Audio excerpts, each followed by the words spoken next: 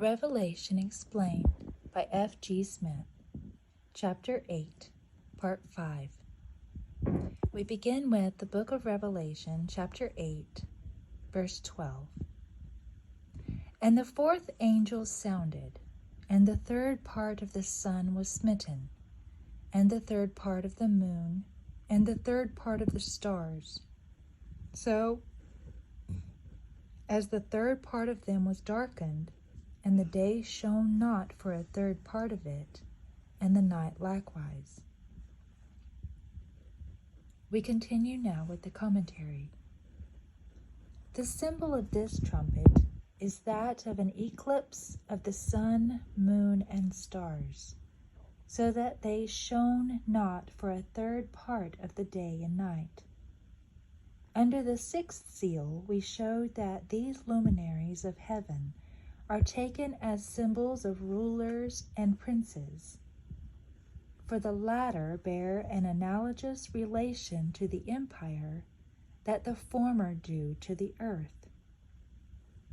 In the darkening, then, of the sun, moon, and stars, we are to look for some disastrous change or overthrow in the imperial government.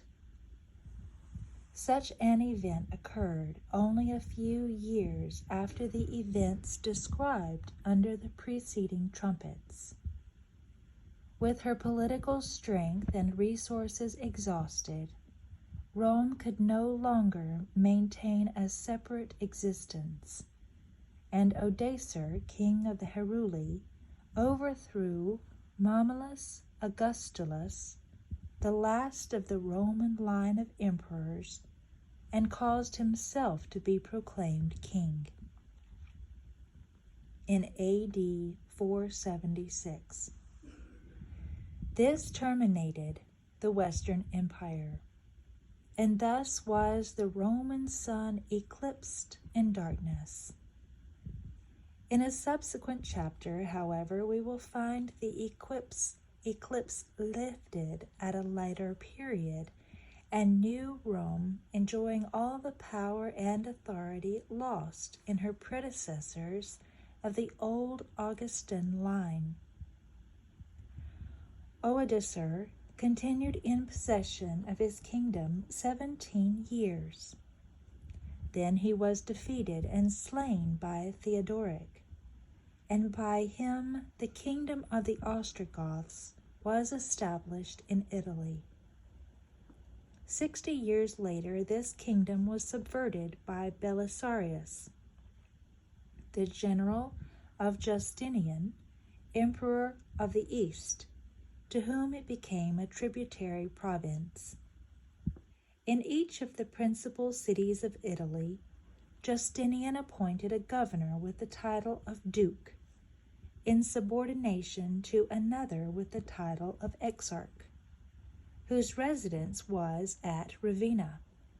Quote, "Thus at last was Rome, once the proud mistress of the world, reduced to a poor dukedom, made tributary to the Exarch of Ravenna, and he holding his authority at the will of the Emperor of Constantinople, the seat of the Eastern Empire."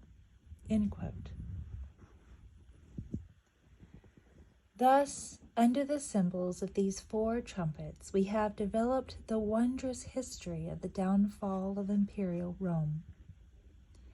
In order to give opportunity for the scenes of the drama yet to follow, the, quote, "man of sin," end quote, could not be fully revealed in all his terrible features until this hindrance was removed out of the way. Imperial Rome for 3 centuries stood as the great opposer of God's people and slaughtered thousands, perhaps millions, of the Lord's innocent servants, and the hand of retributive justice was finally extended to humble her to the dust. Singularly, the persons whom God made choice of to effect her downfall have either regarded themselves as special instruments whose mission it was to punish the world, or else have received such designations by historians because of their awful work. Contemporary historians distinguish Alaric by the epithets, quote, the scourge of God, the destroyer of nations, while the great Vandal leader is designated the terrible Genezarec. Attila claimed the title the scourge of God. We finish now with the book of Revelation, chapter 8, verse 13. And I beheld and heard an angel flying through the midst of heaven, saying with a loud voice, Woe, woe, woe to the inhabitants of the earth, by reason of the other voices of the trumpet of the three angels which are yet to sound. We are concluding now the commentary for chapter 8. The latter editions of the Greek New Testament give the word eagle instead of angel, denoting a messenger or angel flying with the swiftness of an eagle.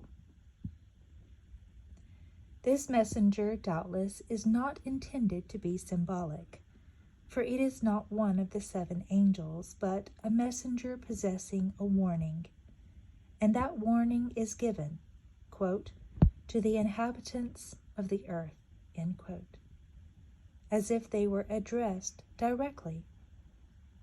It simply announces that the 3 trumpets yet to sound will possess greater calamities to the people of earth than those that have preceded, by reason of which they are called woes. The manner also in which the woe trumpets are spoken of afterwards confirm the statement that the announcement is literal and not symbolical. Quote, one woe is past, and behold, there come 2 more woes hereafter. End quote, from chapter 9, verse 12. Another quote, the second woe is past, and behold, the third woe cometh quickly. End quote, from chapter 11, verse 14. These announcements are evidently literal and serve to explain the passage before us. Accordingly, the last 3 trumpets are generally referred to as the woe trumpets.